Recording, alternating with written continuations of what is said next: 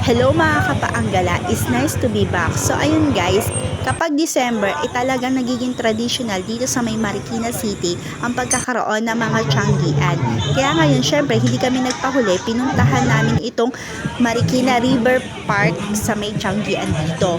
Hindi ito katulad ng ibang tiyanggian sa Marikina na malalaki, ito maliit lang, pero okay naman din puntahan at pasyalan. Bukod sa may mga peryahan dito, marami ka rin mabibili dito na pwede mong ipangregalo. At talaga naman na mga presyuhan ng mga gamit dito swak na swak naman sa budget. Kaya ano pang hinihintay mo? Dayuhin mo na itong Marikina River Park. So katulad dito mga to class A na mga sapatos. So may 399 pa na sapatos dito. Perfect pang regalo. Kung naghahanap ka naman ng mga pang-abubot sa bahay mo, ayan o, meron din dito, tagpi 15 pesos lang. Tapos may peryahan pa rito. Ito, gusto itong nilalaro, yung hulugan ng mga piso-piso. At saka marami pang kainan, kaya dayuhin nyo na.